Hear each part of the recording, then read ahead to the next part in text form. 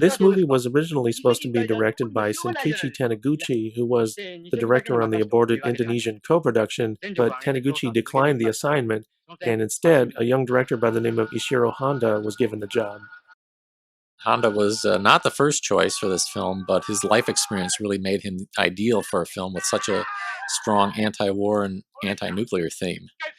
In the late 30s, Honda was training to be a director at Toho Studios, but he was drafted into the Japanese Imperial Army 3 separate times over a span of 8 years.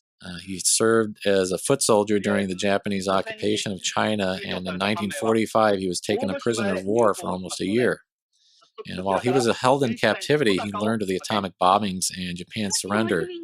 And then when he returned to Japan after the war, he and his fellow soldiers traveled through the decimated city of Hiroshima, and they saw the terrible devastation and human suffering of the atomic bombings firsthand.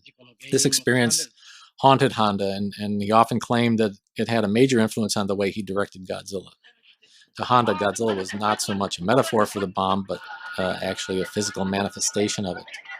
Before the war, Honda was being groomed to direct family dramas for female audiences, and he had also shot a few documentaries, which may explain the documentary-like atmosphere of the destruction sequences in this film.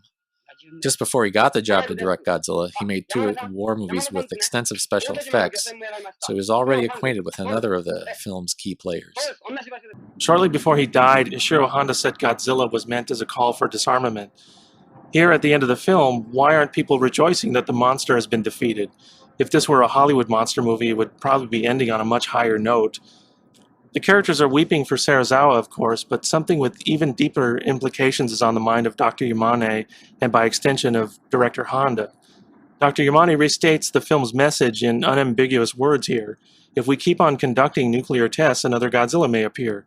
Nowadays, we would think of that dialogue as the prelude to a sequel, maybe, but Honda didn't have more Godzilla movies in mind.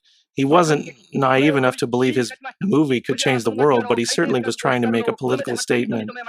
Most everything that's ever been written or said about Ishiro Honda describes him as a gentle man, a sensitive man with a humanist streak.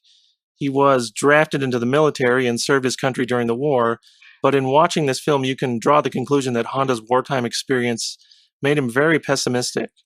Some of the things we've seen in this movie, entire cities flattened, people being vaporized by atomic fire, hospitals full of dead and the dying, those aren't just the typical things you see in a monster movie like this.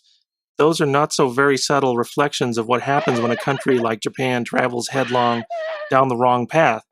Those are the images of a country defeated and of a world that's doomed to end this way. So Godzilla can be seen as a total repudiation of war and all it stands for from a director who experienced it firsthand. And despite the importance and timeliness of this message, a lot of critics panned the film, some in a rather cruel manner. Prior to his death, actor Akihiko Hirata was quoted as saying, "I always wondered why this movie did not get the reputation it deserved back when it was released. I don't understand why movie critics and other media could not take that movie as a protest against the hydrogen bomb testing and nuclear weapons, and the fear and anger against that. I don't understand why they couldn't get it." Well, it's taken quite a long time, but thanks to the efforts of the people who brought this film to America and to DVD, people are finally starting to get it. Godzilla is not a camp classic from the age of lowbrow science fiction movies, but it deserves to be looked at as a bold statement against war and weapons of mass destruction. And it's also one of the best monster movies of all time. Thanks for joining us.